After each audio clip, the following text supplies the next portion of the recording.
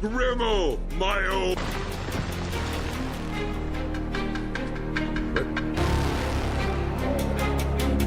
Oh, so this is where you come to get away from your seven generations.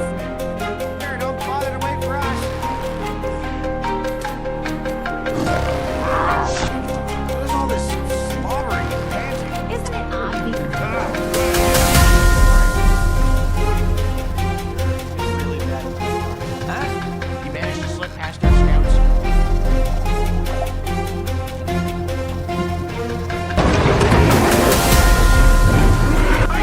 By mind, I mean us!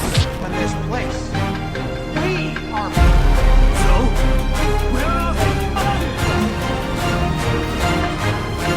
Does anyone want to take a guess? Get out of my house! Hey. Sensible. Hidden.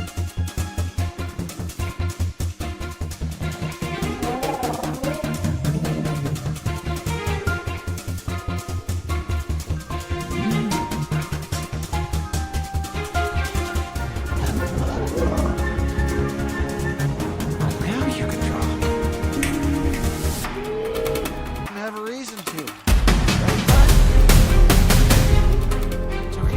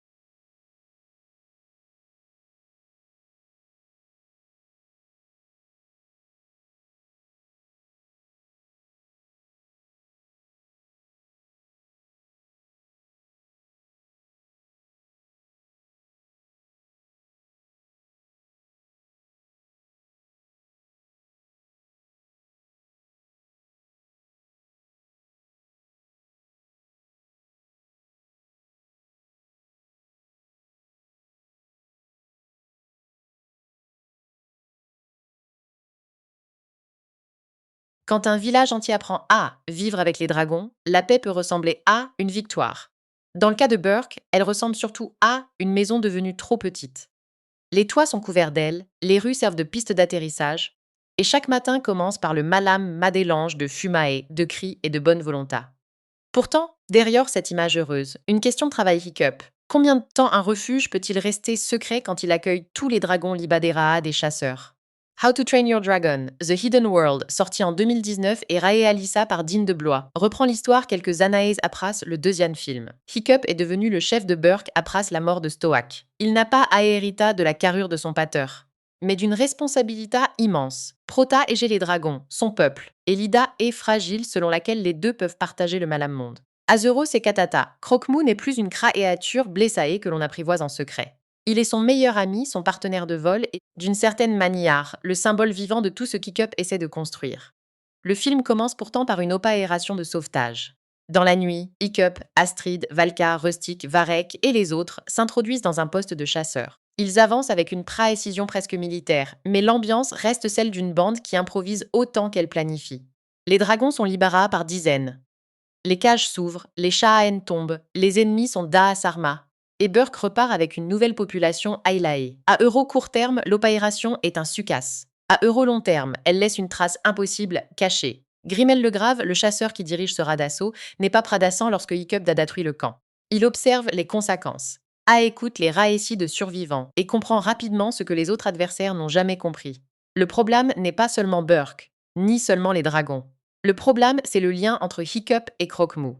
Tant que ce lien existe, les dragons ont un chef, une direction et une raison de rada accosisté. Pour faire tomber le refuge, il faut donc isoler la cradature qui le rend possible. De retour à Burke, Hiccup trouve la paix moins à la cogante qu'il ne l'avait imaginé et les dragons mangent les radas serves, cassent les clôtures, effraient les habitants et occupent chaque espace disponible. Les anciens chasseurs ont parfois plus de mal à vivre avec leurs nouveaux compagnons qu'à les combattre. Hiccup refuse pourtant l'idée d'expulser les dragons. Il a promis de ne plus les laisser aux mains des hommes qui les exploitent. Et cette promesse est devenue la gueule morale du village. Astrid le regarde avec une affection lucide. Elle sait qu'il est courageux, mais elle sait aussi qu'il confond parfois courage et entalotement. Hiccup veut sauver tout le monde sans accepter la moindre perte. Il prend à faire agrandir le rave plus tard que reconnaître ses limites. C'est ce qui le rend attachant, et c'est aussi ce qui le met en danger. Burke n'est pas seulement surpeuplée, elle est devenue visible. Chaque raid fournit aux ennemis une nouvelle piste. Chaque dragon capturé rappelle que la forteresse ne peut pas protéger indéfiniment ceux qu'elle abrite. La nuit suivante, un autre dragon apparaît dans le ciel. Croque-Mou le voit avant les humains. Sa ratoaction est immédiate. Il se redresse, oublie la nourriture, quitte la cour et suit une silhouette blanche qui glisse entre les nuages. C'est une furia claire, une femelle de la malame espace que lui, mais entièrement blanche, presque lumineuse sous la lune. Hiccup l'appelle une furia claire, comme si lui donner un nom pouvait rendre la situation plus facile à comprendre. En réalité, Croque-Mou n'a jamais été aussi difficile à atteindre. La nouvelle venue est matofiante.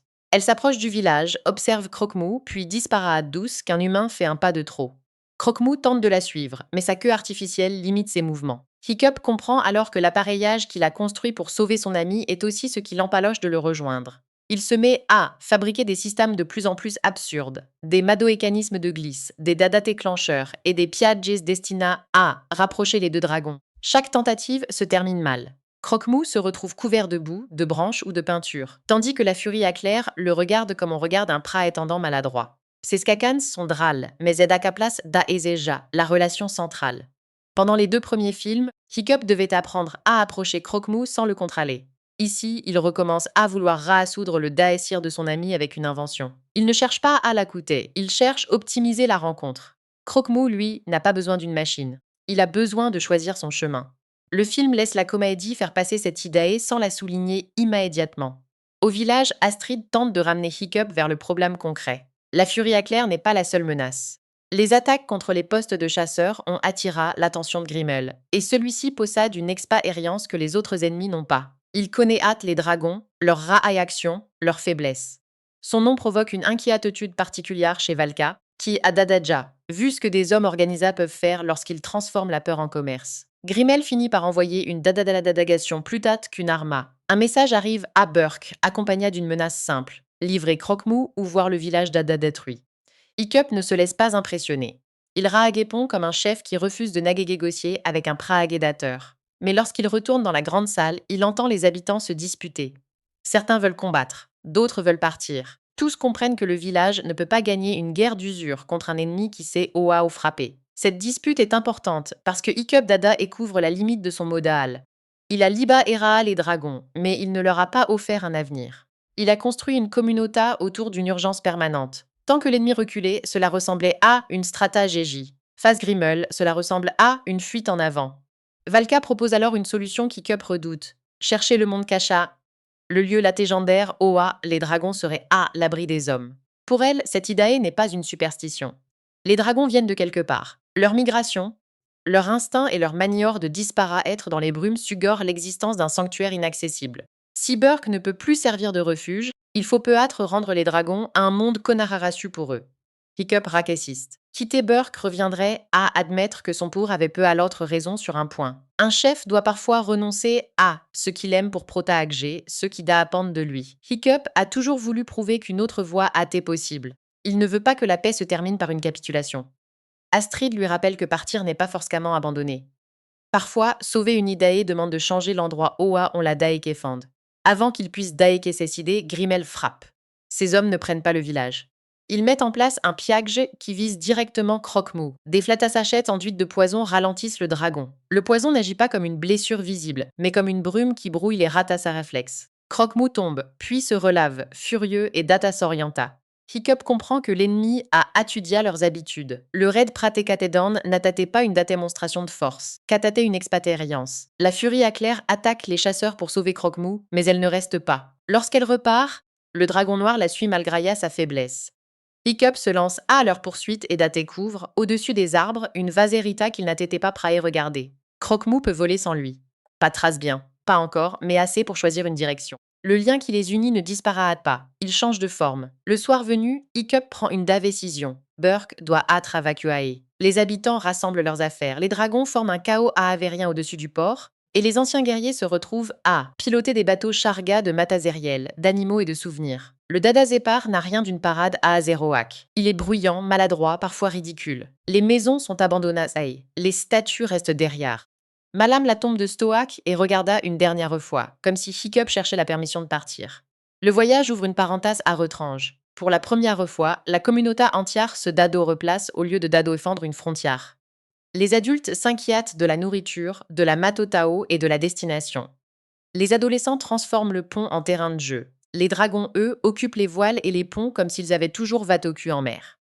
L'image est magnifique parce qu'elle est aussi praécaire. Un peuple entier flotte sur quelques navires, guida par une latogégende dont personne ne peut garantir l'existence. Pendant ce temps, Croque-Mou continue de chercher la furie à clair.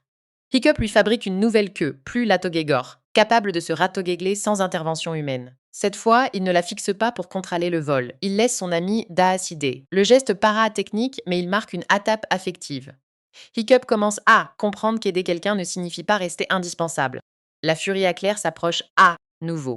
Elle est fascinée par la praessence de Croque-Mou, mais elle reste distante des humains. Sa peur n'est pas une faiblesse. Elle a appris que les hommes apportent des chats à haine, des filets et des flammes. Le film lui donne une personnalité propre. Elle n'est pas une récompense pour Croque-Mou, ni une version blanche de lui Malam. Elle est le premier âtre qui oblige le dragon noir à se comporter autrement que comme le compagnon d'un humain. Un matin, Croque-Mou disparaît avec elle. Hiccup suit des traces dans la forêt puis trouve une clairière. Oa, les deux dragons se livrent à une sorte de parade maladroite. Croque-Mou essaie d'impressionner sa partenaire en imitant des mouvements qu'il a appris au pros d'Hiccup. Il glisse, tombe, se relave et recommence. La furie à clair finit par l'imiter à son tour. Ils se comprennent par le jeu, pas par la domination. Hiccup les observe à distance. Il pourrait intervenir, appeler Croque-Mou, rappeler le dragon à la discipline. Il ne le fait pas. Ce silence est l'un des premiers vrais actes de maturité du film. Il accepte de ne pas allâtre le centre de chaque relation qui compte pour lui. Mais Grimmel a suivi la Molam piste. Il capture la furie à clair avec un filet et utilise son cri pour attirer Croque-Mou. Le dragon noir se prato-écipite, puis tombe dans un piège. Hiccup attaque avant que les chasseurs ne puissent les emporter. Le combat se datoroule entre les arbres, à hauteur d'homme, avec des mouvements rapides et peu de visibilité. Grimmel ne cherche pas à gagner par la force brute. Il laisse ses dragons empoisonnés faire le travail, utilisant la peur et la confusion comme des armes. Hiccup parvient à libérer Croque-Mou et la furie à clair, mais Grimmel s'échappe.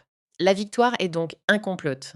Plus grave encore, Hiccup Data couvre que les chasseurs peuvent atteindre les dragons Malam lorsque le village change de place. La Latagente du monde Kasha cesse d'abattre un Ratave lointain. Elle devient la seule option qui ne repose pas sur une bataille prochaine. Sur les navires, le groupe se divise. Rustic veut affronter Grimmel. Varek Pra est fort, chercher une route Sater. Cognedur plaisante pour cacher sa peur. Astrid, elle, met des mots sur ce que Hiccup ne veut pas entendre. Il ne peut pas demander à tout le monde de vivre dans l'attente d'une attaque. Un chef ne protège pas seulement les corps, il protège aussi la possibilité d'un lendemain ordinaire. Hiccup finit par accepter la route vers le monde Kashae. Les dragons commencent à suivre des courants invisibles, remontant vers une ratée région de falaises et de brumes. Le voyage s'avatire. Les cartes anciennes ne donnent aucune certitude, mais Valka reconnaît des signes dans le comportement des cratavatures. Plus ils approchent, plus les dragons deviennent agitas, comme s'ils se souvenaient d'un chemin que les humains ont oublié. Au malam moment, Grimmel s'installe près du nouveau refuge. Il ne sait pas exactement où se trouve le sanctuaire, mais il n'a pas besoin de le savoir tout de suite. Il observe. Il attend. Il comprend que la force d'Hiccup devient aussi sa faiblesse. Le jeune chef sera toujours tenté de revenir sauver un dragon Isola, Malam si ce retour met toute la communauté en danger. Le film avance ainsi sur 2 lignes. D'un côté, Hiccup apprend à laisser Croque-Mou vivre une relation qui ne passe pas par lui. De l'autre, il doit décider si sa vision du monde peut survivre sans un lieu fixe. La furie éclair rend visible ce conflit. Elle reprend assente une liberté que Croque-Mou d'Adaessir, mais qu'Hiccup ne sait pas encore offrir. Quand les navires atteignent une immense paroi rocheuse, les dragons plongent dans une ouverture cachée derrière une cascade. La lumière change. Les sons de la mer se transforment en grondements sourds. Hiccup, Astrid et Valka suivent le mouvement, suspendus au-dessus d'un vide qui semble sans fond. Puis la roche s'ouvre sur un ruisseau de cavernes, de ponts naturels et de rivières lumineuses. Le monde Kasha existe. La découverte est moins un chacanto merveilleux qu'un écosystème. Des centaines de dragons volent dans une brume chaude. Certains plongent dans des lacs souterrains. D'autres s'accrochent aux parois et disparaissent dans des tunnels. La Lumiatour vient de cristaux et de reflets, mais l'endroit n'est pas d'Aakora pour les humains. Il est ancien, vaste et indiffara leur praascence. Croque-Mou reconnaît immédiatement ce que Hiccup peine à accepter. Ici, il n'a pas besoin d'une selle, d'une protasse ou d'un chef humain. Il peut apprendre les règles du lieu par lui-même. Lorsqu'il rejoint la furie éclair, celle-ci l'emmène au milieu de la colonie. Hiccup reste en arrière, impressionné et inquiet. Son ami a enfin trouvé un monde Oa. Personne ne lui demande d'alâtre exceptionnel. Cette bota contient une menace intime. Si Croque-Mou appartient à ce lieu, que restera-t-il de Burke? Et que restera-t-il de Hiccup? La Latégende ne ratouse pas le conflit. Elle le rend visible. Un refuge parfait peut aussi devenir une satoéparation parfaite. Les autres dragons de Burke s'installent maladroitement dans les cavernes. Certains se battent pour des perchoirs. D'autres refusent de quitter les navires. Les humains commencent à comprendre que le monde Kashaka ne sera pas une nouvelle version de leur village. Ils devront apprendre à des visiteurs, puis peut-être partir. Hiccup, lui, continue de chercher des raisons de rester proche de Croque-Mou. Astrid le rejoint sur une corniche. Elle lui parle de ce qu'elle voit. Croque-Mou est heureux, mais il n'est pas encore prêt à abandonner Hiccup. Les deux Ratalitas peuvent exister en malam temps. Hiccup n'a pas besoin de choisir immédiatement entre son ami et son peuple. Il doit cependant arraoter de croire que l'amour garantit la possession. La conversation est interrompue par l'arrivée de Grimmel. Il a capturé plusieurs dragons et s'est servi de leurs traces pour entrer dans le sanctuaire. Les chasseurs attaquent depuis les hauteurs. Les dragons de Burke se dispersent. La colonie souterraine, immense mais inconnue, devient un labyrinthe de feu, de cris et de fumae. Hiccup comprend alors que son choix de protéger les dragons en les regroupant a donné à Grimmel une cible unique. Il ne s'agit pas d'une faute simple. Sans Burke, beaucoup de dragons seraient morts ou restassent en cage. Mais un refuge visible attire les pratateurs. Cette contradiction traverse tout le film. La protection crée parfois la dépendance, et la liberté exige parfois une satoéparation douloureuse. Dans la confusion, Grimmel empoisonne Croque-Mou. Le dragon noir perd de l'altitude et tombe dans un gouffre. Hiccup se jette derrière lui sans Raafla Hatchir. Il abandonne son arme, sa Sao Kurita et la possibilité de revenir. La chute rappelle la première rencontre de la saga, lorsque Croque-Mou avait Atta pris dans un piège. Mais cette fois, Hiccup ne coupe pas une corde pour libérer l'animal. Il plonge avec lui, acceptant que leur destin soit l'IAS jusque dans le vide. La furie éclair les rattrape. Elle pourrait sauver Croque-Mou seule, mais elle revient aussi pour Hiccup. Les trois silhouettes remontent vers la lumière. Ce n'est pas encore la rata-et-solution de leur triangle affectif, mais c'est une rata-éponse claire. La question qui s'est installée à A depuis son arrivée à A. La furie éclair ne remplace pas Hiccup, et Hiccup ne doit pas remplacer la liberté de Croque-Mou. Les liens se multiplient au lieu de se substituer. Apras l'attaque, le groupe se replie. Grimmel approuva qu'il pouvait pas ténanaîtrer le monde Kasha. Le sanctuaire n'est pas invulnérable.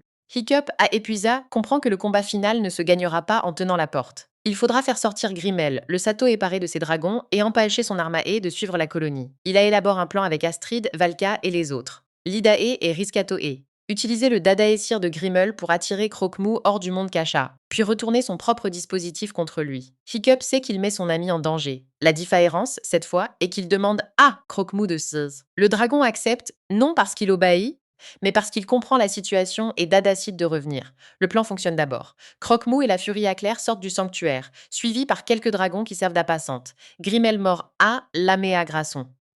Ses troupes poursuivent le groupe vers une zone de brouillard et de falaises. Hiccup attire les chasseurs loin des navires, pendant que les habitants préparent la fuite. Les combats sont rapides, à hâte aérien, parfois presque silencieux lorsque les dragons traversent les nuages. Grimmel reste dangereux parce qu'il ne sous-estime jamais Hiccup. Il sait que le jeune chef est prêt à mourir pour Croque-Mou. Il tente donc de transformer cette loyauté en Piaugj. Un dragon empoisonna se retourne contre la Furie Éclair. Croque-Mou plonge pour la défendre et Hiccup saute de sa selle pour atteindre Grimmel. Le chef de Burke se retrouve suspendu au-dessus de l'eau, accroché à l'ennemi qu'il voulait arrêter. Grimmel lui glisse que les dragons ne resteront jamais avec les hommes. La phrase n'est pas seulement une provocation. Elle touche la peur la plus profonde de Hiccup. Depuis le premier film, il a voulu prouver que la cohabitation était possible. Depuis la mort de Stoak, il s'est persuadé qu'il devait maintenir cette preuve en permanence. Si Grimmel a raison, alors Hiccup a risqué la vie de tout le monde pour une Idae condamnadae. Hiccup refuse pourtant de radaépondre par un discours. Il la descend prise. Grimmel tombe dans la mer, entra Enaa par son propre poids. Hiccup est sauvé par Croque-Mou et la Furie Éclair, qui le rattrape à Prousse une chute vertigineuse. La mort du chasseur n'est pas mise en scatoon comme un triomphe. Elle ressemble plus à la fin logique d'un homme qui n'a jamais imaginé un monde où les dragons pourraient échapper son regard. La bataille s'achève, mais la victoire ne signifie pas que Burke peut reprendre sa place. Les navires sont endommagés. Les dragons sont dispersés. Le monde Kasha a Adada couvert, puis viola par la prédation humaine. Hiccup comprend enfin la décision qu'il a évitée depuis le Dadabu. Les dragons doivent partir, non parce que les hommes ont gagné, mais parce que leur Satécurita ne peut dépendre de la capacité d'un village à repousser chaque menace. Le départ est silencieux. Les habitants conduisent les dragons vers l'entrée du sanctuaire. Croque-Mou regarde Hiccup. La Furie Éclair attend plus loin. Hiccup retire la selle et l'appareillage de Croque-Mou, puis les pose sur la roche. Il ne date d'eau et s'étruit pas ses objets. Il renonce simplement à les considère errer comme la preuve de leur lien. Croque-Mou s'avance vers lui. Hiccup pose une main sur son front. Il n'y a pas besoin de promesses grandioses. Le dragon se souvient de la première caresse, du premier vol et de toutes les fois Oa, ils ont choisi de se faire confiance. Puis il rejoint la Furie Éclair et disparaît dans la lumière du monde Kasha. Les humains quittent les cavernes. Burke n'est plus leur destination. Hiccup ordonne de trouver un nouveau lieu, loin des routes maritimes et des chasseurs. La communauté devient un peuple sans dragon, mais pas un peuple vaincu. Ce qu'ils ont appris avec eux reste dans leurs gestes, leurs outils, leur maniaour de regarder les créatures sauvages. Le film effectue ensuite un saut dans le temps. Hiccup et Astrid sont adultes. Ils vivent dans une nouvelle colonie sur une AL inconnue avec les enfants qu'ils ont eus ensemble. Hiccup raconte l'histoire des dragons A, une Gadanana ération qui ne les a jamais vus. Les jeunes l'adacoutent avec incrédulité. Pour eux, Croque-Mou appartient au conte, aux cartes anciennes et aux souvenirs de leurs parents. Hiccup n'a pas cessé de penser à son ami. Il n'a simplement pas transformé ce manque en chasse. La Sata apparition a porté ses fruits. Les dragons vivent Kasha, loin des hommes, et les humains ont construit une vie qui ne dépend plus de leur préadjacence. La paix n'est pas une photo de groupe, c'est une limite respectée. Un jour, Hiccup, Astrid et leurs enfants naviguent vers une radiation de falaise. Un dragon apparaît dans le ciel, puis un deuxième. Croque-Mou est là, plus Akanga, accompagné de la Furie Éclair et de leurs petits. Les enfants restent figasses. Hiccup ne cherche pas à capturer l'instant. Il se contente de saluer son ami. Croque-Mou s'approche, curieux et prudent. Il reconnaît Hiccup, mais il ne revient pas vivre avec lui. Le dragon permet aux enfants de le toucher, puis repart vers les siens. Ce Dadgetail rend la fin plus juste. La Radaunion existe sans annuler la Sadieparation. Hiccup obtient la preuve que leur relation a survécu, mais il n'obtient pas le droit de la posséder. La dernière image montre les humains et les dragons s'éloigner chacun vers son horizon. L'absence de Croque-Mou n'est donc pas un échec du lien. Elle est la condition de sa survie. Dans les premiers films, Hiccup devait convaincre son peuple que les dragons n'étaient pas des monstres. Dans celui-ci, il doit accepter que les dragons ne sont pas des citoyens de Burke non plus. Les aimer signifie leur laisser un monde Oa, ils peuvent être autre chose que des compagnons de guerre. Cette conclusion donne son sens au titre. Le monde Cachae n'est pas seulement un lieu spectaculaire placaé au bout d'une aventure. C'est une réponse politique et intime à la question du refuge. Un monde Cacha protège les dragons, mais il oblige les humains à renoncer à la gratification immédiate de les voir chaque jour. La paix prend la forme d'une distance. La trajectoire de Hiccup suit la malame logique. Au Dakrapar, il croit que sa valeur vient de sa capacité à sauver Croque-Mou. Il invente, improvise, intervient et se juge à l'aune de son utilita. À Euro la fin, il comprend qu'un acte d'amour peut consister à devenir moins nécessaire. Ce n'est pas une leacragrasson abstraite. Le film l'a fait passer par des gestes tout simples. Enlever une selle, ouvrir une porte, ne pas rappeler un dragon qui s'envole. Astrid accompagne ce changement sans le provoquer à sa place. Elle ne le ratoséduit jamais à ses hésitations. Elle lui rappelle seulement que le leadership ne consiste pas à être le seul à avoir raison. Son Raoul a voulu lui aussi. Dans les premières Skakon, elle est la partenaire qui corrige les plans de Hiccup. Dans la dernière partie, elle devient la compagne avec qui il construit une sociata apros les dragons. Leur relation n'est pas récompensée par un mariage spectaculaire. Elle est consolidée par une vision commune du futur. La furie acclare, quant à elle, repratissant une forme de nature qui ne demande pas à être domestiquée pour être aimée. Croque-Mou doit apprendre son langage, respecter ses refus et accepter qu'elle parte. Elle ne parle pas, mais ses actions racontent une histoire complète. La matoéfiance, la curiosité, le jeu, la confiance et finalement le choix. Le film aurait pu en faire une simple nouvelle mascotte. Il lui donne au contraire assez de volonté pour modifier l'équilibre entre Hiccup et Croque-Mou. Grimmel est l'antagoniste le plus froid de la trilogie. Il n'a pas la rage de Drago ni le chaos de Krogan. Il croit à la maîtrise. Pour lui, connaître un dragon revient à savoir comment le faire tomber. Sa méthode met en évidence ce que Hiccup doit abandonner. Le besoin de contrôler l'environnement afin de garantir une bonne fin. Grimmel a échoué parce qu'il ne sait pas quoi faire d'un lien qui ne lui appartient pas. Le film reste fidèle à la logique de la saga tout en acceptant une note mélancolique. La liberté des dragons a un coat. Les adultes comprennent ce coat mieux que les enfants, qui ne retiennent d'abord que la beauté des retrouvailles. Le dernier vol de Croque-Mou n'est pas une invitation à recommencer les aventures. C'est une ponctuation. Une manière de dire que les histoires de Hiccup et des dragons peuvent continuer ailleurs, sans que la caméra humaine les suive. Cette retenue explique aussi pourquoi la musique et les paysages ont autant d'importance. Les grands vols ne servent pas seulement à produire une sensation de vitesse. Ils montrent des espaces que les personnages ne pourraient pas habiter durablement. Les couleurs du monde Cachae passent du bleu profond au rose et à l'or, comme si la grotte possa aider sa propre lumière. Mais cette beauté est souvent accompagnée d'un son sourd, presque marin, qui rappelle que le sanctuaire est vivant et ancien. On ne l'a pas construit pour les hommes, on l'a seulement découvert. La mise en scatone de Dean de Blois privilégie les mouvements lisibles. Madame, lorsque plusieurs dragons traversent l'image, le regard s'éoa, se trouvent Hiccup et Croque-Mou. Les combats reposent sur la gadéographie. Une falaise, un filet, une chute, un passage étroit. Cette clarté rend les émotions plus fortes, parce que chaque décision physique reste compréhensible. Hiccup plonge, Croque-Mou revient, la furie éclair ouvre ses ailes. Les gestes font avancer le récit avant les paroles. Le film est aussi une comédie sur la maladresse. Hiccup n'est jamais le héros le plus aégan. Ses inventions fonctionnent parfois, mais elles provoquent souvent des daegakants. Les jumeaux se disputent comme s'ils étaient dans une compétition permanente. Rustic transforme presque chaque moment en démonstration de bravoure. Ces personnages ne sont pas seulement là pour étendre l'atmosphère. Ils rappellent que la communauté est composée d'individus imparfaits, pas d'un shower qui partagerait un seul point de vue. Les dragons Emotam restent individualisés. Boulet d'ogre, le gronk, les dragons de Valka, les petits prédateurs et les grandes créatures de la colonie n'ont pas le malâme comportement. Cette diversité donne du poids à la décision finale. Les humains ne renvoient pas une espace anonyme vers son habitat. Ils disent au revoir à des âtres avec lesquels ils ont vadoquécu. Travailla et parfois à table et sas. La question du progrès traverse toutes les inventions de Hiccup. Ses protos, ses selles et ses armes d'offensive sont des outils de coopération. Mais elles peuvent devenir des chaînes si leur propriétaire oublie le choix de l'animal.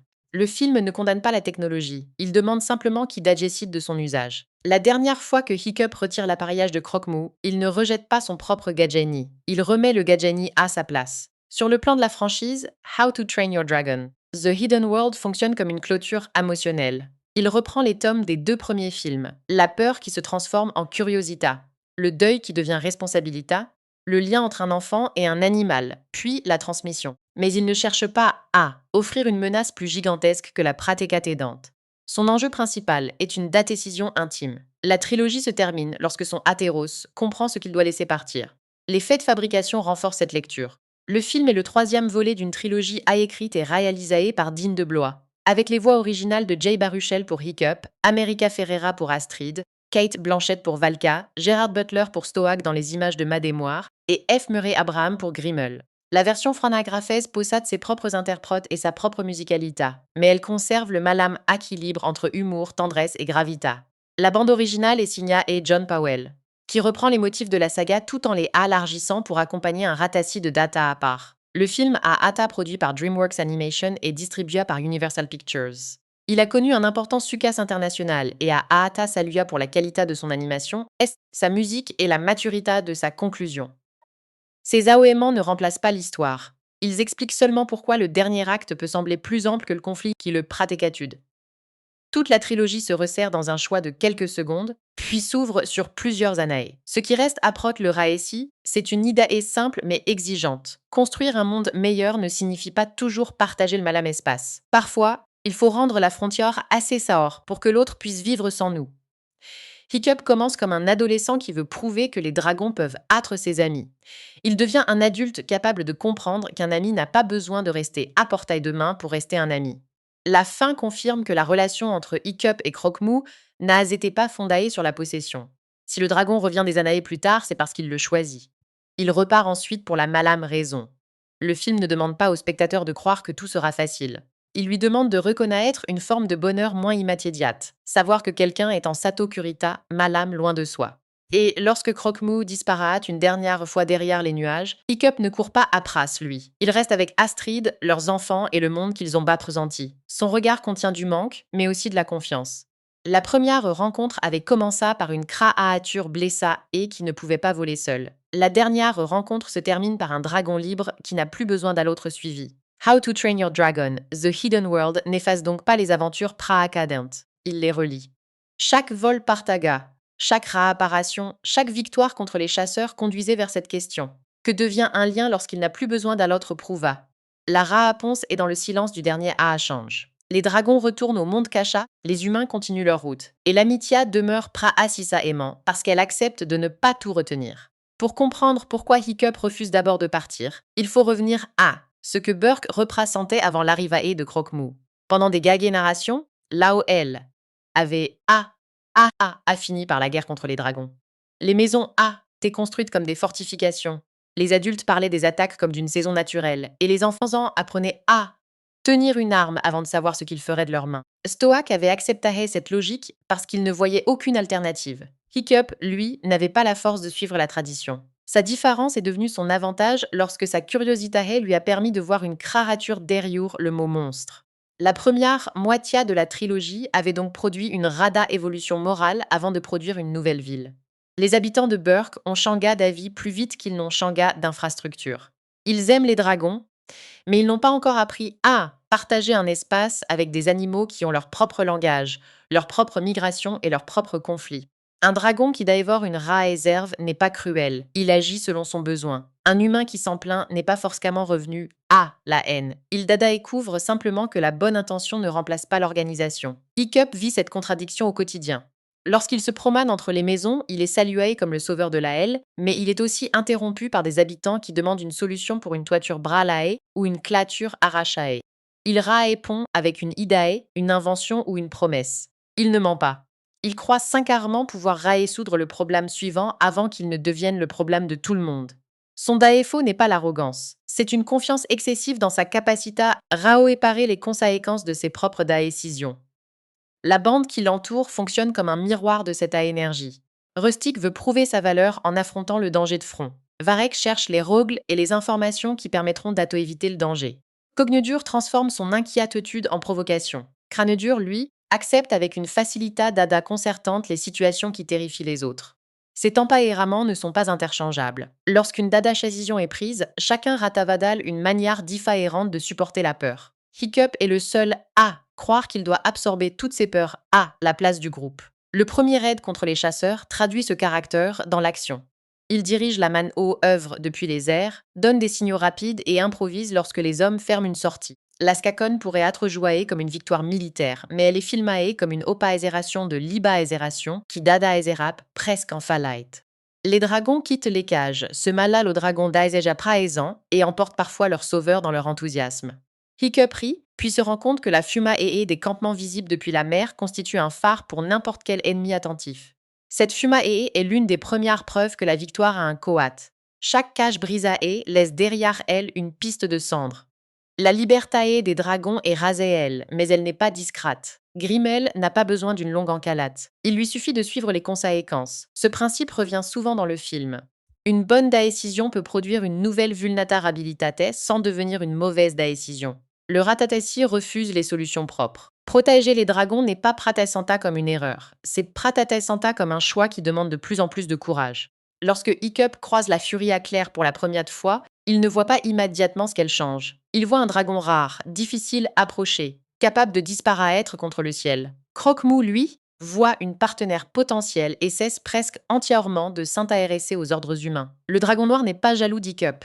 Il est absorbé par une expérience nouvelle. Quelqu'un lui rataépond dans sa propre langue. Le film utilise le mouvement de ses oreilles, la position de sa queue et la tension de ses ailes pour rendre cette conversation compréhensible sans dialogue. Hiccup tente de traduire ce langage avec des objets. Il construit une sorte de combinaison pour que Croque-Mou puisse voler sans selle, puis il essaie de reproduire les signaux de la furie à Claire. Chaque accessoire a une logique, mais aucun ne remplace l'observation. Hiccup voudrait que Croque-Mou reste le dragon qu'il connaît, Malam, lorsque celui-ci couvre une partie de lui Malam qui existait avant leur rencontre. La comédie de ces essais devient ainsi une petite histoire de sataparation à Nonkae. Astrid comprend cette annonce avant lui. Elle le voit regarder Croque-Mou comme on regarde un ami qui vient de rencontrer quelqu'un d'autre, et qui, pour la première fois, pourrait avoir une vie dont on ne connaît et pas tous les détails. Elle ne se moque pas de lui. Elle lui rappelle que la confiance n'est pas un contrat d'exclusivité. Cette remarque semble lakegadour dans le moment, mais elle devient essentielle lorsque le village doit choisir entre l'attachement et la sadocurita. La peur de perdre Croque-Mou se matale chez Hiccup à la peur de perdre son pour une seconde fois. Stoak est mort en prota-égeant son fils et Valka. Depuis, Hiccup porte la responsabilité de Burke comme une dette. Il ne veut pas être le chef qui demande à sa communauté de fuir. Il ne veut pas non plus être le fils qui renonce à la vision de son père. Pourtant, l'autoritage de Stoak n'est pas une obligation de rester sur une halle. C'est la capacité à mettre les siens à abri lorsque le danger dépasse la fierté. Valka apporte une mato-émoire différente. Elle a vadocu des Anae parmi les dragons après savoir Atta, sa famille, par l'un d'eux. Et elle a Data, rato inventé son identité.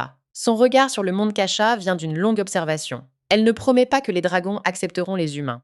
Elle affirme seulement qu'ils ont un lieu vers lequel ils peuvent retourner. Cette nuance protège son conseil de la Naaveta. Valka ne propose pas un paradis, elle propose une direction. Le Dadakepar de Burke est également un Dadakepar politique. Les habitants qui avaient commencé à penser comme des guerriers doivent apprendre à penser comme des migrants. Ils emportent des objets qui n'ont pas tous une utilité immédiate. Des outils, des souvenirs, des morceaux de maison, des symboles de famille. Cette accumulation montre ce qu'une communauté considère comme son identité lorsqu'elle ne peut plus s'appuyer sur un territoire. Le village n'est pas seulement une collection de badauds sentiments. Il est constitué de routines, de voix et de personnes capables de se reconnaître dans le dadoé sordre. Les dragons compliquent encore cette dadoé finition. Certains refusent de monter à bord des navires. D'autres s'envolent trop loin puis reviennent pour les petits qu'ils ont laissés sur le pont. Les humains doivent les guider sans les forcer. Les scatounes de prataparation mato-élangent la maladresse et la tendresse. Une aile bloque une corde, une queue fait tomber une caisse, un badaba-dragon s'endort dans un panier de provisions.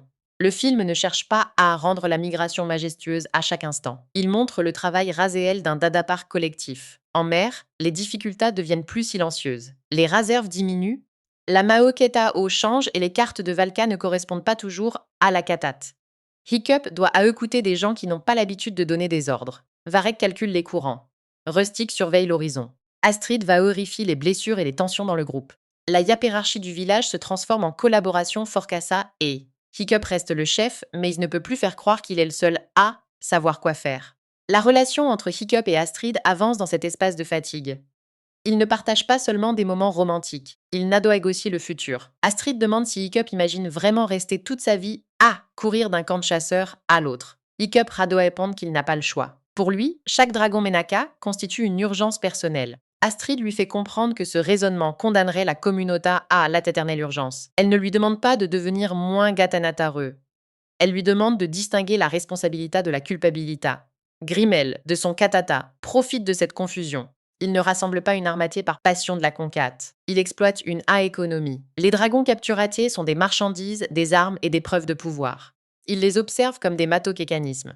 Les dragons qui lui obéissent portent les marques de ces mato-étodes. Les chats à haine, les protections et les flatochettes qui provoquent une rato-action praécise.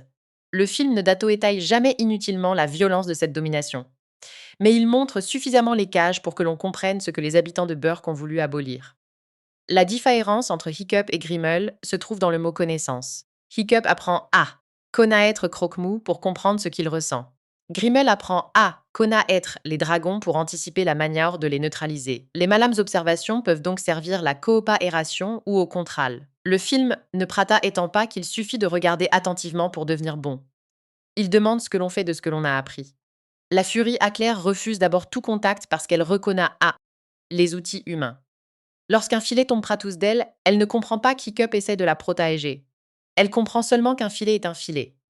Cette réaction oblige le Aéros à accepter que ses intentions ne contrôlent pas l'effet de ses gestes. Hiccup peut être cinquard et effrayant à la fois. Cette découverte donne de la profondeur à une relation qui aurait pu être ratoduite à un simple jeu de sato-duction entre dragons. Le premier vrai rapprochement entre les deux furies survient lorsque Croque-Mou abandonne son langage appris aux pros d'Hiccup. Il arrête de chercher un ordre, un signal ou une direction. Il se contente de suivre le rythme de la furie Aclair. Leurs mouvements ne sont pas parfaitement synchronisés. Ils se corrigent, s'imitent et s'adoualoignent. Cette imperfection rend le moment crédible. Ils ne deviennent pas un couple parce qu'une scan le écrate. Ils commencent à construire une confiance en se laissant le droit à l'autre maladroit. Hiccup est touché par cette scan, mais il la transforme aussitôt en problème technique. Il veut créer une queue qui permette à Croque-Mou de voler sans assistance. La nouvelle Protoss a des avantages concrets.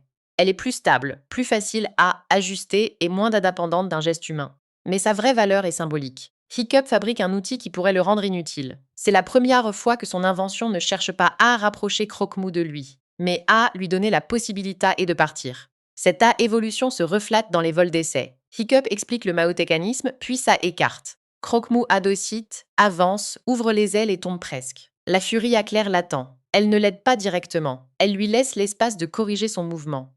Hiccup se crispe lorsqu'il voit son ami perdre de l'altitude. Il pourrait reprendre les commandes, mais il radoéciste. Croque-Mou remonte seul. Ce n'est pas un exploit spectaculaire. C'est une petite preuve de confiance qui prépare la sato-éparation finale. Le monde Kasha, lorsqu'il apparaît, modifie la relation entre le Raossi et le merveilleux. Jusqu'ici, les dragons appartenaient au village, au Forala et au champ de bataille. Le sanctuaire leur rend une profondeur héérographique. Ils ne sont pas des créatures apparues pour accompagner les humains. Ils possèdent un monde plus ancien que les légendes humaines. Les cavernes brillent. Mais elles ne sont pas conaragraphues comme un décor de parc d'attractions. Elles donnent l'impression d'un endroit que les hommes n'auraient jamais trouvé. Les dragons de la colonie réagissent différemment à l'arrivée des nouveaux venus.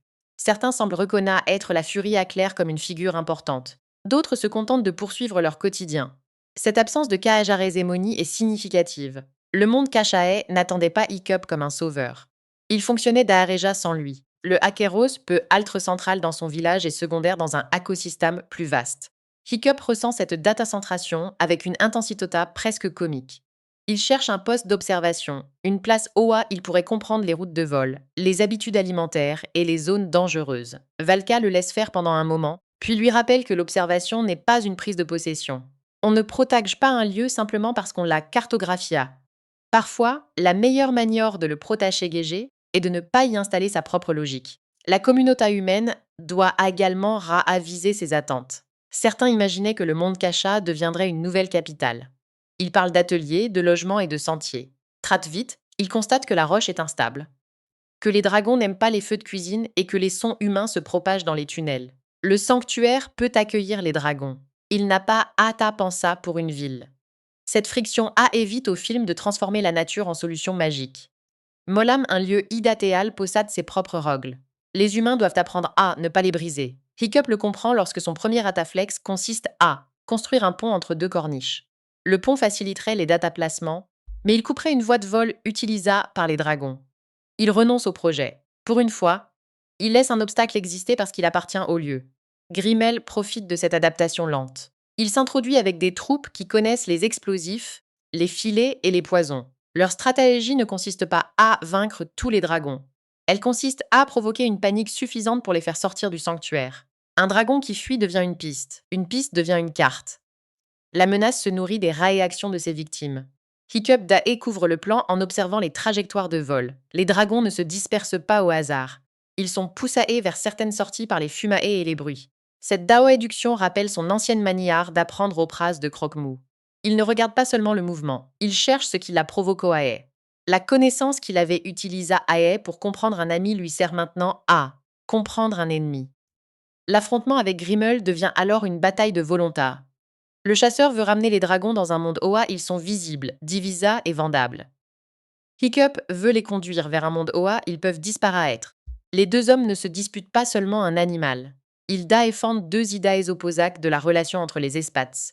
L'une fondée sur la maîtrise, l'autre sur la coexistence avec distance. Lorsque Grimmel parle de la fin des dragons sauvages, Hiccup n'a pas de preuve immédiate pour le contredire. Les chasseurs sont nombreux, les humains à étendre leur route, et les dragons ont déjà à repousser, dans des zones de plus en plus éloignées S. Le Ratassi ne promet pas que le sanctuaire sauvera chaque créature. Il propose une chance, pas une garantie. Cette modestie rend la décision finale plus crédible. Hiccup ne choisit pas la solution parfaite, il choisit la moins destructrice parmi celles qui restent. Le combat dans les falaises montre aussi la différence entre héroïsme et sacrifice. Hiccup se jette souvent dans le danger avant d'avoir un plan complet. Dans les premiers films, cette impulsivité pouvait à l'autre Pratore Santa comme un instinct admirable. Ici, elle met tout le groupe en patoréril. Astrid et les autres doivent parfois le sauver, ce qui inverse temporairement les rôles. Le chef apprend qu'un groupe ne devient pas plus saor lorsqu'une seule personne se considère comme sacrifiable. La chute de Grimmel ne ratépare pas les Dategakant Kosaos par ses attaques. Des dragons ont attablé ça. Des bateaux sont perdus. Des habitants ont vu leur maison disparaître. Le Rataxi ne transforme pas la mort du chasseur en bouton qui remet le monde à Zatro. Il faut encore datématénager, reconstruire, expliquer aux enfants pourquoi les dragons ne reviendront pas le lendemain.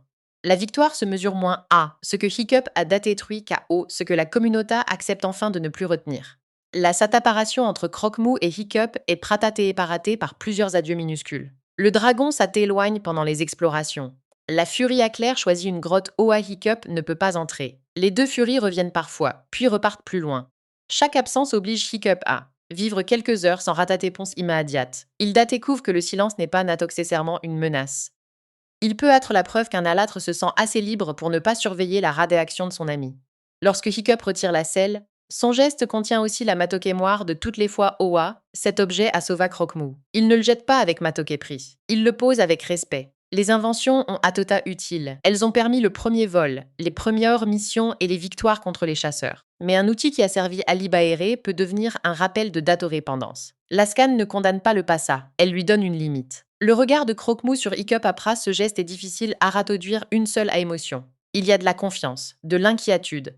Peu à l'autre une tristesse que le film laisse ouverte. Le dragon ne comprend pas la date des décisions comme un discours humain. Il la comprend par la posture, la distance et l'absence de contraintes. Hiccup reste prêt-à-tessant, mais il ne ferme pas le chemin. La furie à clair s'avance. Croque-Mou hésite. Puis il choisit. Cette hésitation compte beaucoup. Une version plus simple de la fin aurait fait courir Croque-Mou vers le monde Cacha sans regarder derrière lui. Comme si le Hateros devait être récompensé par une sataéparation parfaitement maîtrisae. Le film conserve un temps d'arata. Le choix est douloureux pour les deux katas. La liberté n'est pas praasantae comme une évidence joyeuse. Elle est praasantae comme une décision que l'on prend malgré le manque. Le saut temporel confirme que cette décision a produit un avenir. Hiccup et Astrid ne sont pas restés figés dans l'attente. Ils ont construit un foyer, une communauté et une matamoire. Les enfants connaissent les dragons par les Raessi, mais ils ne sont pas privés d'une vie complète. La disparition n'a pas créé un vide permanent. Elle a ouvert la possibilité d'une socia-état, qui n'a plus besoin de se dada et finir par la guerre ou par la conquête d'un autre territoire. Lorsque les enfants touchent Croque-Mou pour la première fois, Hiccup ne leur donne pas une longue explication. Il les laisse approcher lentement. Il sait qu'une rencontre Raossi commence par le respect de la distance. Les enfants veulent naturellement monter, jouer, posséder une histoire à raconter. Hiccup les arratate avec douceur. Il ne reproduit pas l'erreur des anciens habitants de Burke, qui voulaient enfermer les dragons pour se protéger. Il ne reproduit pas non plus sa propre erreur, qui consistait parfois à penser qu'une Amitia devait rester disponible à volonté. Le dernier vol des jeunes dragons rappelle le commencement de la saga sans le copier. Le premier film racontait la dadoc ouverte d'un lien interdit. Le troisième montre la transmission d'une relation devenue possible, mais temporaire. Les enfants ont vu assez pour croire que les dragons existent. Ils n'ont pas besoin de les suivre dans les cavernes. Le mystère reste intact, et ce mystère est une forme de protection. On peut lire cette fin comme une métaphore du passage à la sangée adulte. Mais cette lecture ne doit pas remplacer les akevado événements concrets. Hiccup grandit parce qu'il prend une décision politique, parce qu'il a évacué son peuple et parce qu'il respecte la liberté de Croque-Mou. La matoétaphore fonctionne prataïcisaément parce que le film donne à cette maturité des conséquences matérielles. Des navires, un nouveau village, une famille, des routes et un monde sato et parata. On peut aussi y voir une réflexion sur la conservation de la nature. Les humains ne peuvent pas rataparer chaque menace en installant les animaux au centre de leur propre sociatata. Ils doivent parfois krataïs des espaces protataga et accepter de ne pas les exploiter. Le film ne propose pas un programme politique d'atataya. Il raconte une fable d'aventure, mais sa fable reste lisible. La protection véritable implique une limite à notre acasse. Une autre lecture serait de considérer le monde Kasha comme une image de l'enfance. Burke repratessante la vie humaine, faite de constructions, de règles et de souvenirs. Le sanctuaire reprat essente l'espace sauvage Oa Croque-Mou peut redevenir une créature entière. Hiccup ne peut pas y rester parce qu'il appartient d'acrésormé aux deux mondes, mais il ne peut pas non plus demander à Croque-Mou de choisir l'humanita. La fin devient alors un échange de cadeaux. L'un donne la liberta, l'autre offre la preuve que cette liberta n'efface pas l'amour. Le film laisse volontairement une question sans réponse. Les humains et les dragons pourraient-ils un jour vivre ensemble nouveau? Le dernier plan n'affirme ni un retour permanent, ni une sataparation absolue. Les dragons viennent observer les descendants de Hiccup, puis repartent. Cette possibilité suffit. Le monde n'est plus une prison pour eux, mais il n'est pas non plus transformé en parc Oa. Il devrait se montrer pour confirmer le bonheur humain. Cette ouverture protège la fin contre deux excats. Elle évite le pessimisme qui aurait consisté à dire que toute coexistence est impossible. Et elle évite l'optimisme facile qui aurait ramené les dragons au village pour récompenser les personnages. Le film choisit une paix discrète, presque invisible. Les gado-générations futures pourront peu à l'autre renouveler le lien, mais elles devront le faire avec le malam respect que Hiccup a appris au prix de la sado et réparation. La musique de John Powell accompagne cette ambigua Tao. Les Tams associés à Hiccup et Croque-Mou reviennent avec une ampleur nouvelle, mais ils ne sont pas utilisables pour nier la tristesse. Le motif devient un souvenir partaga. Lorsque les deux amis se retrouvent des années plus tard, la musique ouvre l'espace de la reconnaissance avant de laisser retomber la démotion. Le spectateur comprend que le tam n'est pas une promesse de retour quotidien. C'est la trace sonore d'un lien qui a traversé le temps. L'animation joue un rôle tout aussi important dans cette retenue. Les expressions de Croque-Mou restent lisibles sans à l'autre humanisawe, au point d'effacer son animalitao. Il peut à l'autre drôle, jaloux, impatient ou tendre, mais il demeure un dragon. La furie éclair possède une palette de gestes différentes. Elle se tient plus droite, disparaît davantage dans le dazécor, et garde une distance que Croque-Mou a appris à respecter.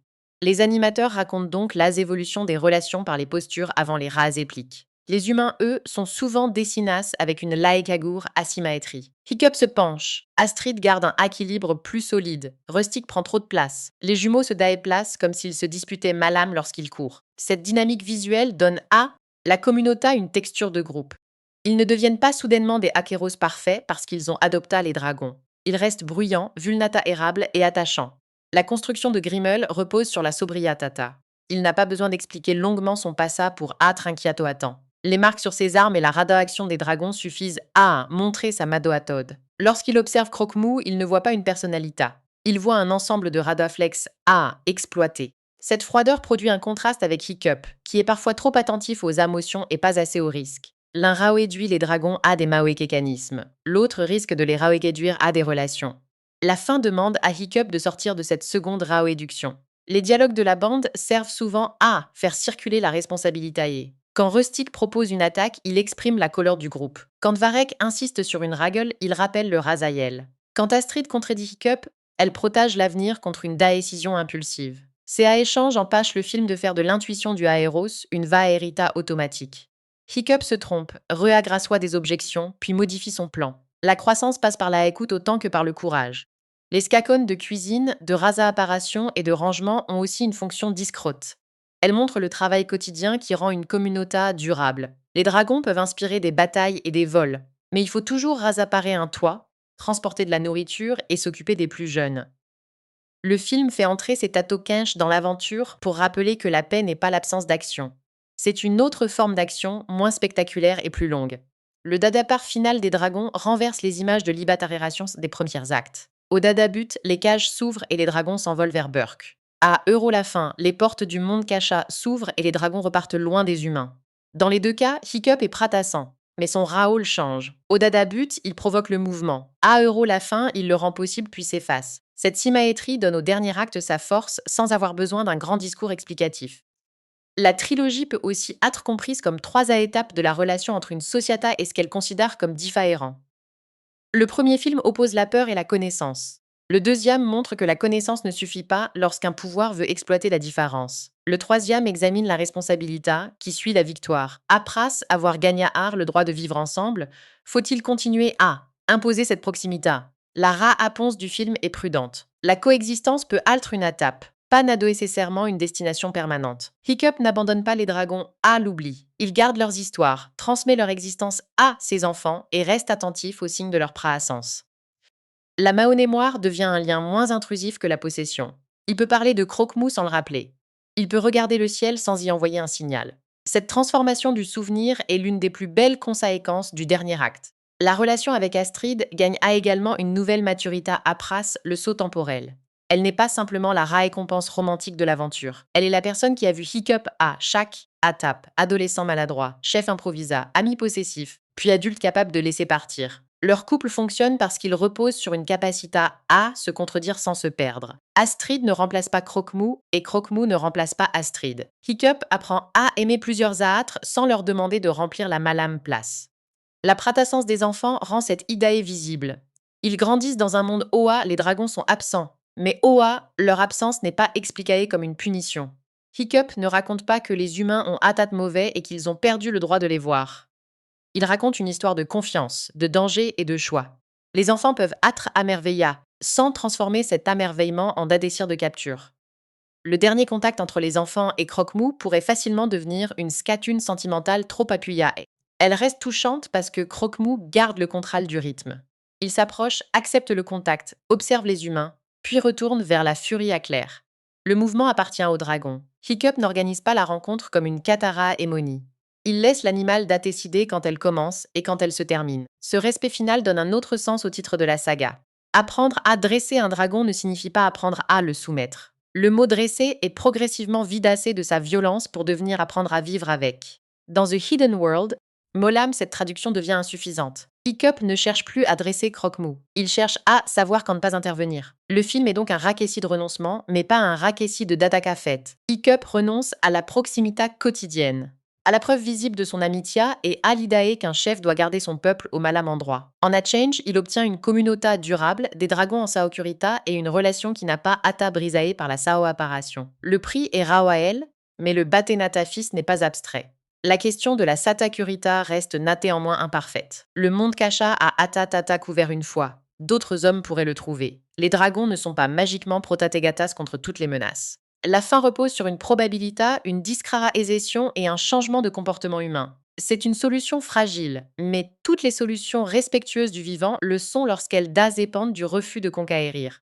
Le choix de ne pas montrer une nouvelle menace à Pras, la réunion est important. Le film aurait pu ajouter un dernier chasseur, une tempête ou un accident pour maintenir l'aventure jusqu'à la dernière seconde. Il prend au effort laisser le silence travailler.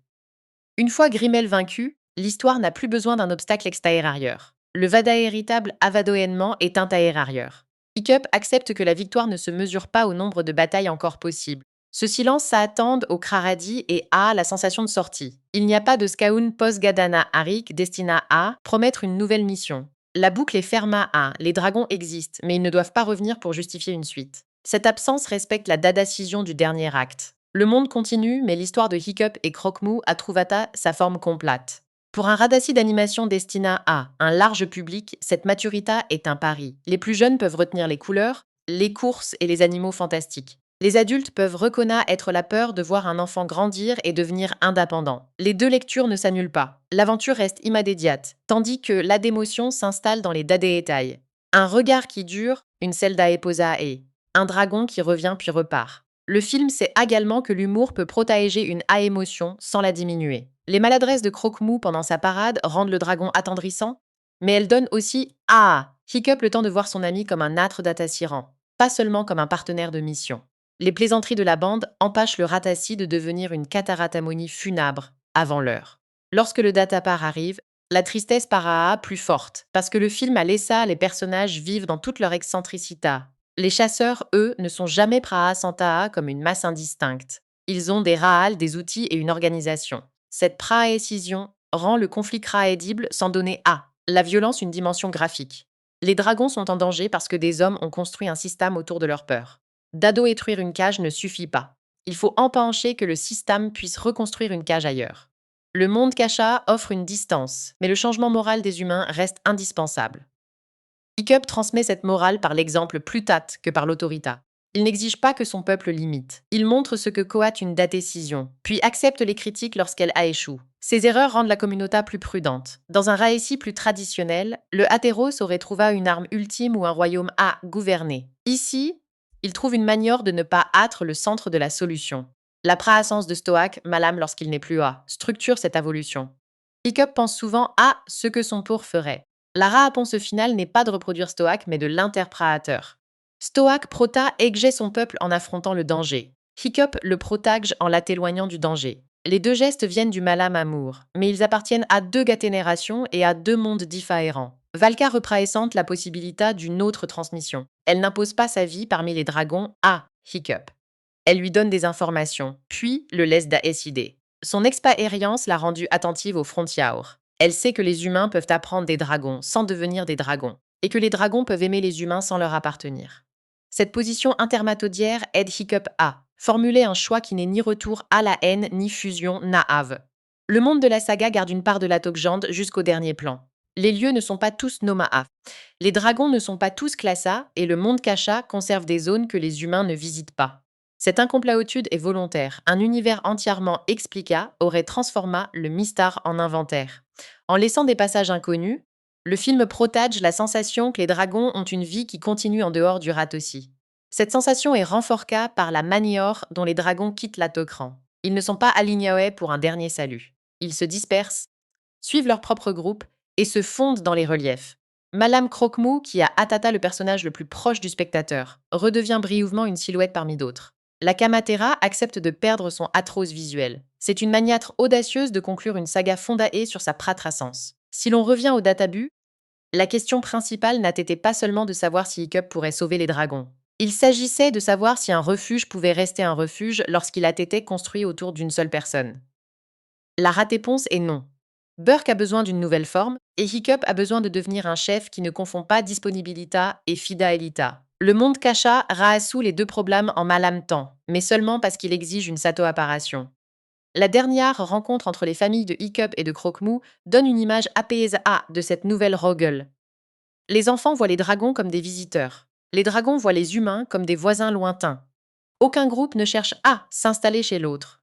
La paix devient une relation entre des territoires, pas une fusion permanente. Cette idée paraît assez simple, mais elle corrige tout ce que les personnages avaient essayé de faire dans les films Praakaddan. La saga se termine donc sur une confiance à distance. Hiccup, ses Oa sont les dragons, Malam s'il ne peut pas les rejoindre quand il le souhaite. Croque-Mou, ses Oa sont les humains, Malam s'il ne peut pas vivre parmi eux. Leur connaissance mutuelle n'a pas besoin d'une surveillance continue. Elle a produit une matomoire assez solide pour supporter l'absence. Pour le spectateur, cette fin peut être à la fois satisfaisante et douloureuse. Satisfaisante parce que les personnages obtiennent un avenir qui correspond à ce qu'ils ont appris. Douloureuse parce que la forme la plus visible de l'amitié disparate. Le film ne cherche pas à ratoussoudre cette contradiction. Il la laisse respirer, comme un dernier vol qui s'éloigne jusqu'à devenir presque invisible. La émotion vient aussi du fait que Hiccup ne pleure pas seulement une perte personnelle. Il accepte une responsabilité collective. Si les dragons restent, les chasseurs reviendront et les habitants devront vivre dans la peur. S'ils partent, Hiccup perd son compagnon mais offre une chance à une espace entière. Le Hattoreros choisit donc un bien plus vaste que son bonheur immateredia. Ce choix n'a de valeur que parce qu'il lui coate, rate réellement quelque chose. Le film ne transforme pas ce sacrifice en modèle obligatoire pour toutes les relations. Il raconte un cas précis, dans un monde précis, avec des menaces précises. Il ne dit pas que l'amour doit toujours s'adéloigner. Il montre qu'ici, dans cette histoire, la proximité est devenue dangereuse et que la distance permet enfin aux deux peuples de survivre. Cette précision invite à la morale de devenir une formule Gatana Héral. Dans les dernières minutes, chaque personnage trouve une place dans cette nouvelle organisation. Rustic peut continuer à raconter ses exploits, mais il ne passe plus sa vie à chercher un ennemi. Varek conserve ses cartes et ses connaissances. Dada Sormay utilise A pour éviter les routes dangereuses. Les jumeaux continuent de se quereller, preuve que la paix n'a pas supprimé leur tempérament. Valka retourne à l'observation. Astrid construit avec Hiccup au lieu de le suivre dans une fuite perpétuelle. Malam, les dragons de Burke ne sont pas réduits à une image de Dadapar. Ildazé couvre un habitat Oa. Les rogles ne sont pas imposés à eux par les humains. Certains deviennent des partenaires de jeu pour les petits de Croque-Mou. D'autres s'éloignent dans les cavernes. La colonie possède sa propre hiérarchie et ses propres tensions. Hiccup n'en est pas le roi. Il en est l'ancien aliat, ce qui est peu à l'autre la position la plus respectueuse qu'il puisse occuper. La force de cette conclusion vient enfin de son honnêteté serre sur le temps. Les personnages ne restent pas à éternellement jeunes pour préserver une aventure. Ils vieillissent, fondent des familles et racontent des histoires qui ont changé de statut. Ce qui a été une urgence devient une légende. Ce qui a été une relation quotidienne devient un souvenir ponctuel de rencontres rares. Le film ne rejette pas le passé.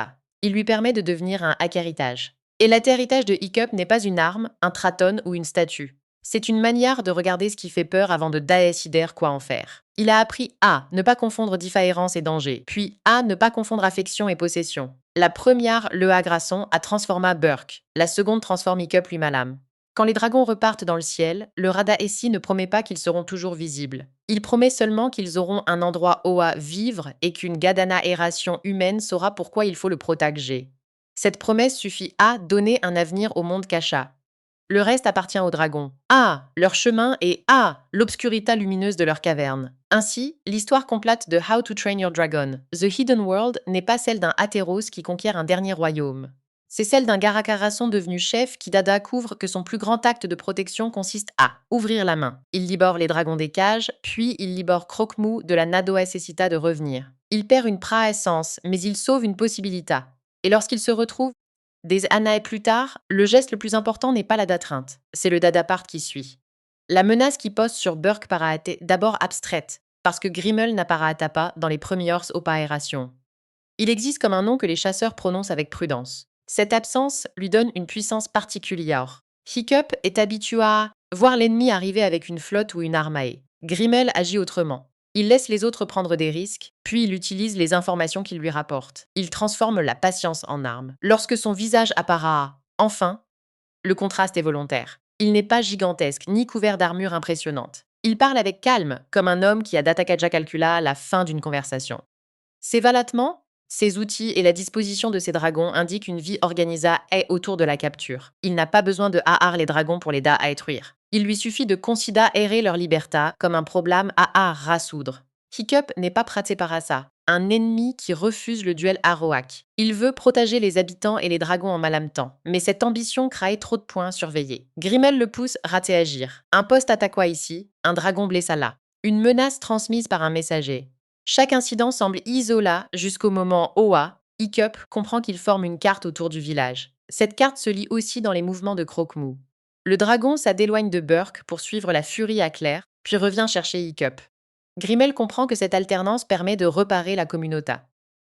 Le Dadassir devient donc une trace. Le film ne condamne pas le Dadassir de Croque-Mou. Il montre simplement que dans un monde surveillé, chaque Haaland possède une conséquence politique. La réaction d'Hiccup est d'abord de renforcer les défenses. Il fait construire des palissades, élargit les tours et organise des rondes. Les habitants le suivent parce qu'ils veulent croire qu'un peu plus de préparation suffira. Mais chaque construction rappelle que Burke se transforme en forteresse. Les dragons qui avaient rendu les rues vivantes se retrouvent à nouveau entourés de barrières. La protection commence à ressembler à l'enfermement qu'ils avaient fui. Astrid est la première à montrer cette contradiction en action. Elle observe un dragon tourner longtemps autour d'une clôture avant de renoncer à sortir. Le dragon n'est pas prisonnier au sens latés égal, mais il ne voit plus l'espace nécessaire pour s'envoler. Astrid demande Hiccup si la clôture protège le village ou si elle protège les habitants de la peur de perdre le contrôle. Hiccup ne ratoke-pond pas, parce qu'il sait que les deux fonctions sont devenues impossibles, satoke pare. Le dadaeba sur le daepart n'est donc pas seulement une question de stratégie. Il concerne la définition malam d'un foyer. Burke a été un lieu où les gens avaient cessé de fuir. Quitter l'Adel semble revenir à l'ancien monde. Celui où les dragons obligeaient les hommes à se dada que placer. Mais la situation est dada que sormé inversae. Les humains choisissent de partir pour que les dragons puissent rester libres. Le mouvement n'est plus une punition, il devient un acte de responsabilité. Le voyage révèle aussi les différences entre les adultes et les plus jeunes. Les enfants de Burke considèrent les dragons comme des voisins bruyants. Ils ne comprennent pas pourquoi les adultes parlent de danger avec autant de gravité.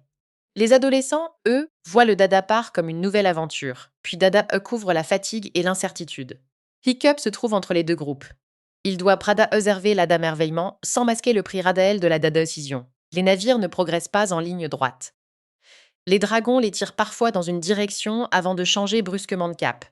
Valka fait confiance à ces mouvements, tandis que plusieurs habitants pensent que les animaux paniquent. Cette tension rappelle que comprendre les dragons ne signifie pas traduire chacun de leurs gestes en messages humains. Leurs instincts sont des indications, pas des ordres. Les humains doivent apprendre à suivre, sans attendre, tout interpréter. Pendant une nuit de tempête, les éclairs illuminent les silhouettes des dragons au-dessus des Maokants. Hiccup reste sur le pont, incapable de dormir. Il observe Croque-Mou lutter contre le vent et se demande si la liberté qu'il défend met son ami en danger.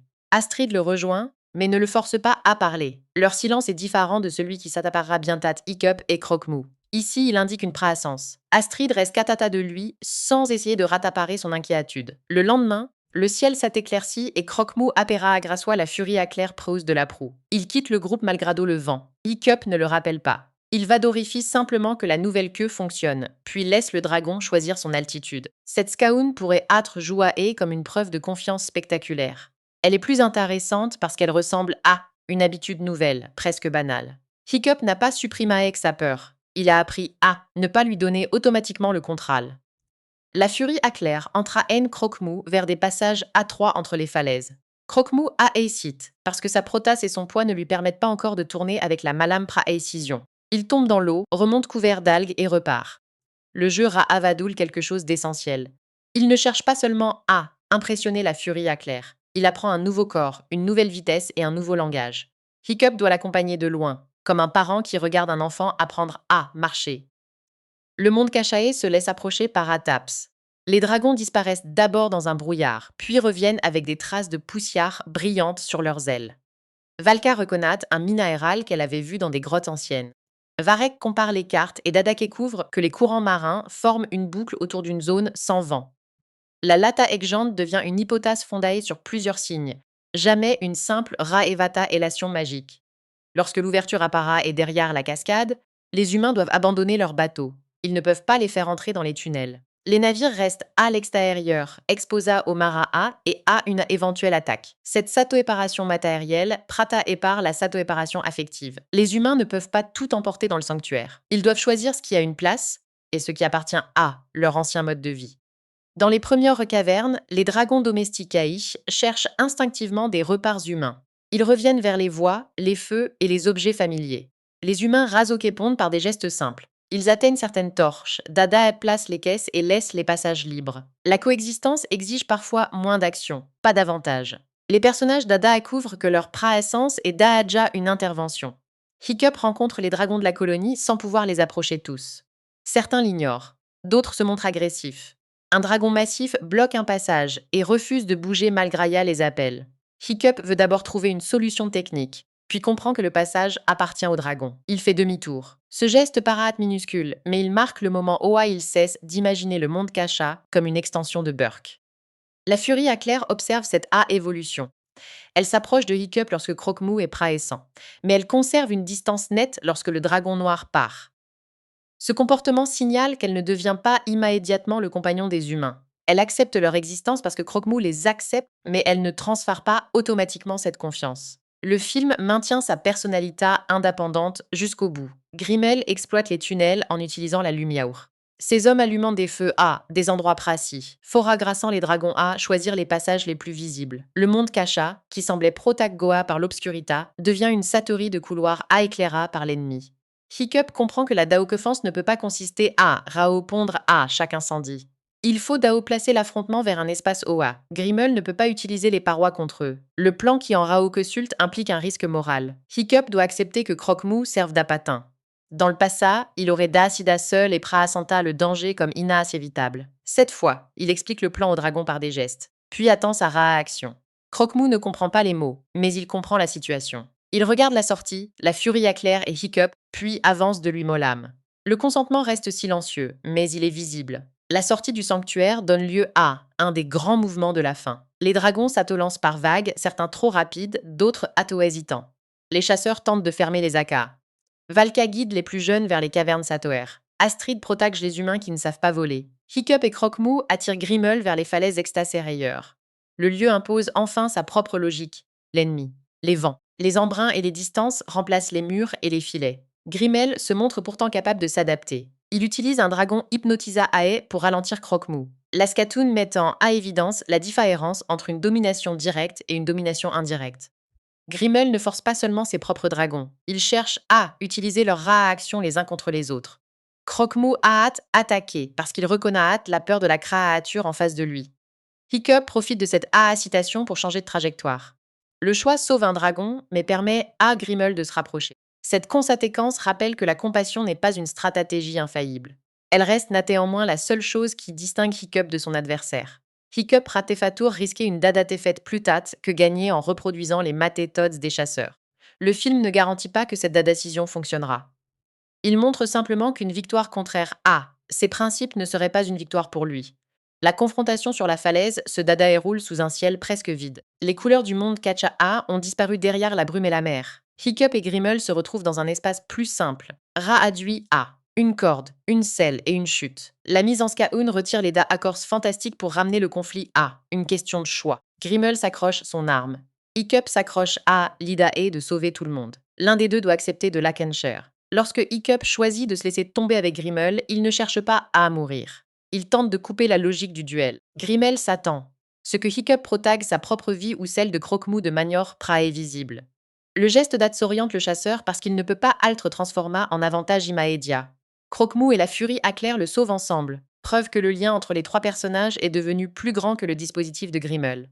Après la chute, Hiccup reste un moment inconscient sur une plage. Croque-Mou se tient près de lui, mais ne le transporte pas immédiatement. La furie Aclair surveille l'horizon. Cette pause permet au danger de retomber sans passer directement à une catalatabration.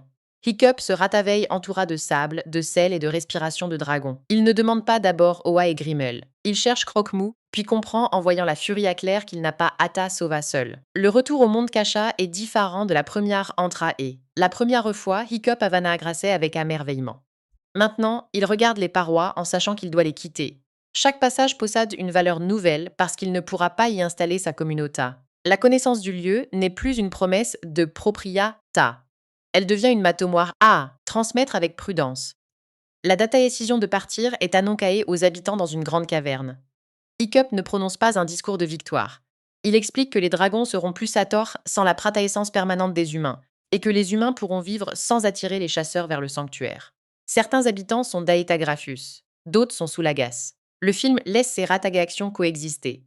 Une décision juste n'est pas forcément une décision accueillie avec enthousiasme. Rustic demande ce qu'ils feront sans dragons. Hiccup répond qu'ils apprendront à vivre comme les humains qu'ils étaient avant, mais avec tout ce que les dragons leur ont appris. Cette réponse n'efface pas les Anapartagaes. Elle refuse simplement d'en faire une excuse pour rester. Les habitants commencent à rassembler leurs affaires. Le travail du Dadapar reprend, cette fois avec la certitude que la destination existe. La marche vers la sortie est presque Ka'arava ammonielle, mais elle reste concrète. Les humains guident les petits dragons jusqu'aux cavernes, Vado érifie les blessures et Da égage les passages. Les dragons qui se mato-effient des foules partent par des chemins d'Ifa errants. Valka s'aralote pour observer un groupe de créatures qu'elle ne connaît et pas encore. Elle ne les appelle pas. Elle les laisse disparaître. À leur rythme. Hiccup et Croque-Mou se retrouvent enfin seuls dans un espace calme. Le dragon noir porte encore les traces du combat. Hiccup nettoie une aile, comme il l'a fait d'innombrables fois.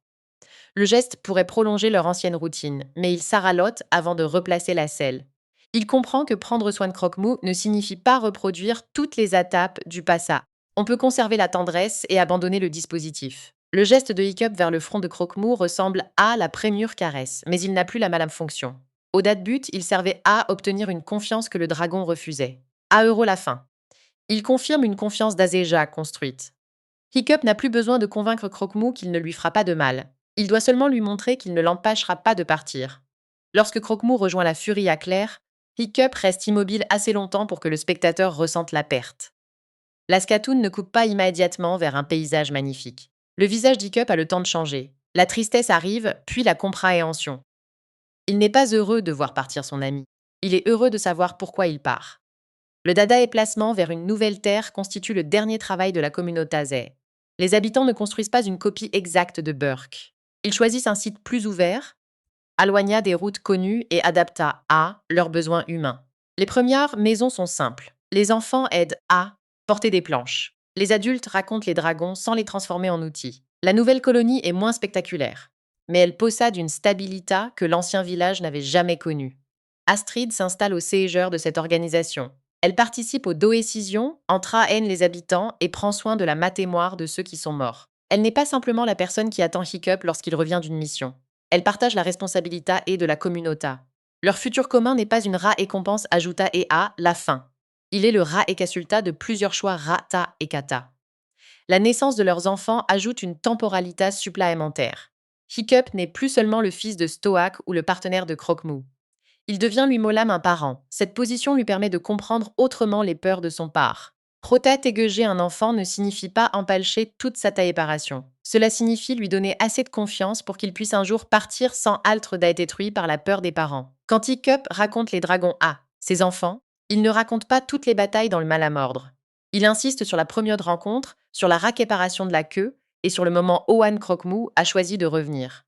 Les Akevado honnêtement les plus spectaculaires existent, mais ils ne sont pas le séhur de son souvenir. Ce qui demeure pour lui, ce sont les décisions prises lorsque personne ne savait quelle réponse serait la bonne.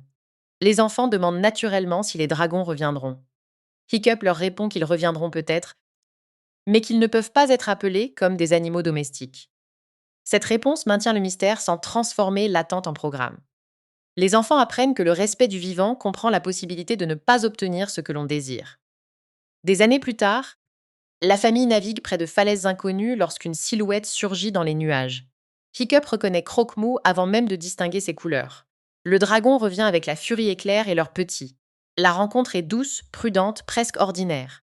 Les enfants s'approchent, Hiccup les laisse observer, puis Croque-Mou accepte un bref contact avant de repartir vers les siens. Ce retour confirme que la séparation n'a pas détruit leur lien. Elle l'a rendu libre.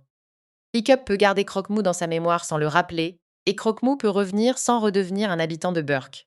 La paix n'est pas une photo de groupe, c'est une distance respectée. How to Train Your Dragon. The Hidden World se termine donc sur une contradiction lumineuse.